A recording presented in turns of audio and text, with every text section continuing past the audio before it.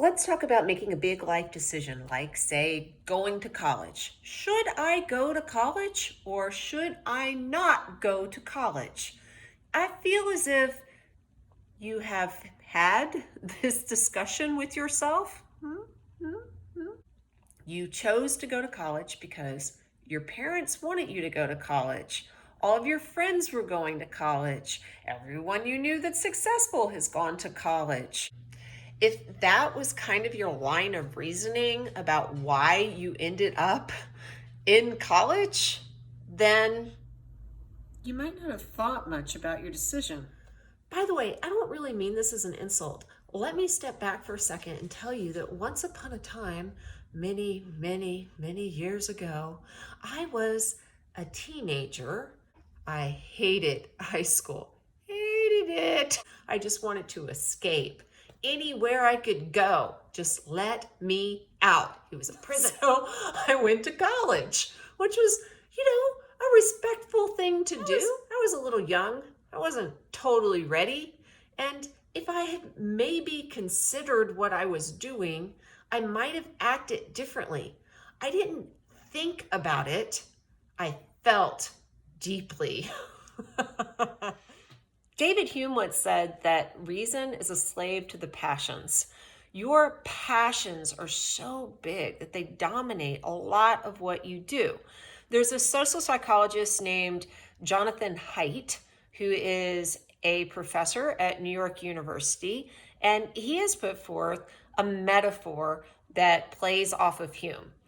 The passions are the elephant, and reason is the rider trying to direct the elephant. Which is easier, letting the elephant run or taming and steering the elephant?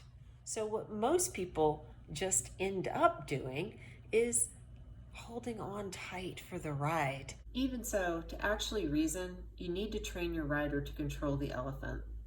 There are many great reasons to get engaged with higher education. They span a big range from needing a credential to enter into a vocation you want to pursue, to just having a thirst for knowledge and understanding that colleges and universities are wells that might be able to quench that thirst. But I'm going to admit to you just straight out, none of those things were really on my mind because I was thinking with my heart when I sent in my college applications. I wanted to go and be with other people who were going to be in college. I wanted to have little Greek letters on my t-shirt. I wanted to go to football games and have the decal on my face. I wanted to just be a part of this great big giant teeming community of college graduates who would go off and do something great, which I had no idea what it would be, but it was gonna be something. My elephant drove my undergraduate career. Because I didn't take this original decision totally seriously, I did not really think it through step by step. I didn't understand the implications of the choices I was making as a 17-year-old. I did things that were stupid. Let me give you an example. I made a D in college. It was a D in geology, a course I took purely because someone said it was rocks for jocks, which was super easy. And you know what it wasn't? Easy. I mean, maybe jocks just find rocks interesting and that's how it got that name. And jocks are actually really brilliant guys. And I had some prejudice against them because I did not understand it. And when Dr. Pedowick told me to stare at the rock and I could tell the difference between a fracture and a fissure, y'all, I still can't tell the difference between a fracture and a fissure, and nor do I want to. It was horrible. And what's more, I got that D in geology and it changed my life because I was going to transfer from one university to another and I didn't purely because I felt I would have to sit through Rocks for Jocks again because D's don't transfer. And oh my God, I just didn't want to. It sounded painful. I was riding the elephant, man. Riding the elephant with my knees tucked in tight because that was the easiest thing to do. Just let my life go along whatever path based on instinct and impulse, and I wasn't directing anything. You know, one cool thing that really happened for me though while I was in college, it not necessarily always in the classroom, but when I went to Waffle House, the Awful Waffle with my friends late at night, we would discuss stuff. We would debate back and forth. We would have really different ideas and we would hammer it out. And I started to want to be better at that. I could see when my friends would get red-faced and they would start streaming all of this just passion about this, that, or the other without knowing a gosh darn thing.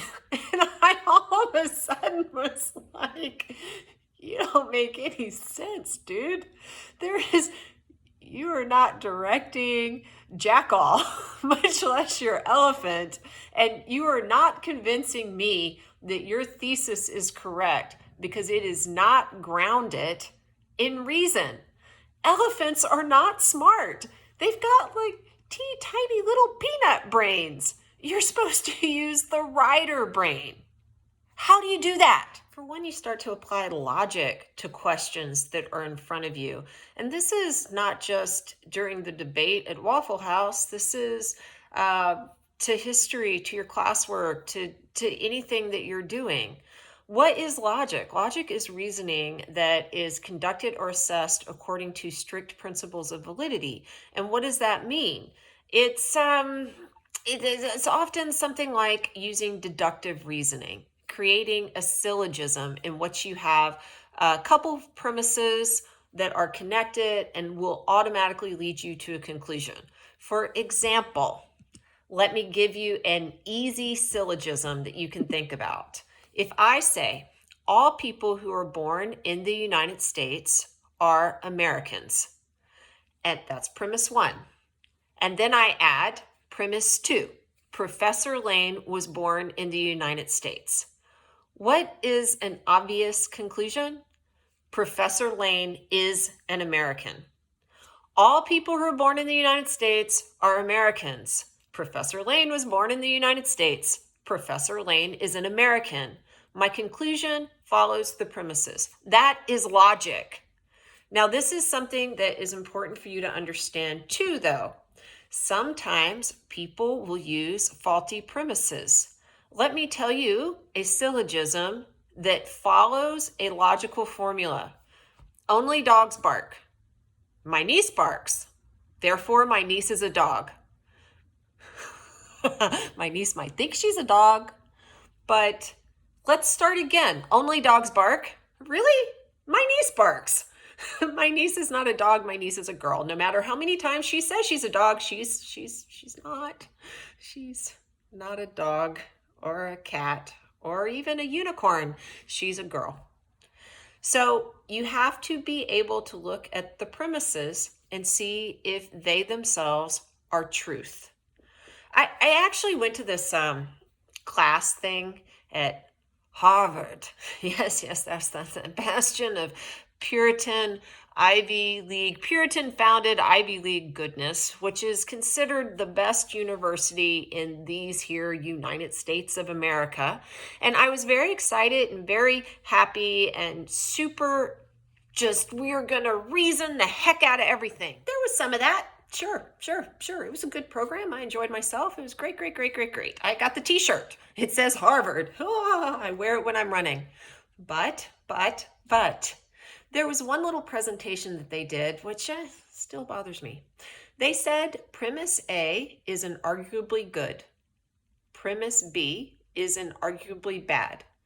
Therefore, you can only believe premise A. My immediate question was, what you talking about, Harvard? And then why do I have to believe you? Just because you said it? That doesn't make truth. What is truth? It's not just what Harvard thinks. Whenever anyone tells you that you can't test a premise, that's when you definitely need to test the premise. You need to think a little bit deeper about whether or not that premise stands up to scrutiny. That is a part of intellectual inquiry. For example, maybe you go to Waffle House with your friends and person A says, Native Americans were engaged in power struggles that led to the subjugation of some tribes by other tribes, so Europeans were not the source of all Native American destruction. Person B at the table says, most historians at Harvard think that Europeans were the root of all Native American destruction, so you're wrong. Pass the syrup. This is not a good argument. It's an appeal to authority, and a vague authority at that. Some professors at Harvard said, so you can shut up. You can appeal to authority. Sometimes this is appropriate. Cite studies, cite a paper, cite a specific person. All of those things are completely fine, but that also doesn't mean that those things can't be questioned, and they also have to actually relate to what is said. In the first argument, there is a proposition that Native Americans were sometimes destructive to other Native Americans. I think that that is an easily provable fact. It just is. So, and when I say it just is, I mean that you can find evidence to substantiate the premise. To say that you can just wipe it away because many people feel that Europeans were the root of all Native American destruction is not rational or logical. You need more. You can't just appeal to vague authority. It's a logical fallacy. Let's look at another one of these really quickly. Some fallacies are called straw man fallacies, and you see these all the time. I mean, all the time. So person A says, the Aztecs dominated what is now Mexico through conquest. It is important to understand how and why tribes use violence to create complex societies if we are to learn about how power was deployed in the New World in ways that contrast it with European societies. Person B says, well, Native Americans were not the most violent people in the world with a culture inferior to Europeans, so no one should make that assertion. Did anyone? You're creating a straw man that's easy to knock down. No one there has said that Native Americans are less than Europeans just because there was violence within Native American societies. That's a straw man. Easy to beat up. Native American tribes engaged in the same sorts of wars of conquest as Europeans, which is why civilizations were destroyed in the Americas before European incursion as well as after European incursion. Person B, that's not true. It's racist. You're a racist. Pass the syrup. Ad hominem attack. You ever see that sort of attack on Facebook and Twitter? You know, those arenas of reasonable discourse? Ad hominem means to the man in Latin. And instead of someone engaging with an argument, they engage by attacking another human being. Kill the other human. That's what the goal is. So, by the way, the other human might be a racist. And that is bad. That is horrible. That is terrible. But is it related to the argument? No. Attack the argument, or you're engaging in a logical fallacy. I guess I should get us back to the original question, these life decisions that we sometimes make. Maybe you were at Waffle House and you said to person B, hey, should I go to college in the fall? And person B looked at you and said, well, if you don't, you're not going to be able to marry anyone because no one wants to marry someone without a college degree, and you'll never make enough money to do anything other than live under the Pennybacker Bridge and use a soup can for a toilet. So, yeah, you should go to college. Be in college for good reasons, not because of appeals to fear. Learn. There's so much to learn. Learn how to control your elephant. Don't let other people throw mice underneath your elephant's feet and make you go in any direction. You think for yourself. See you soon.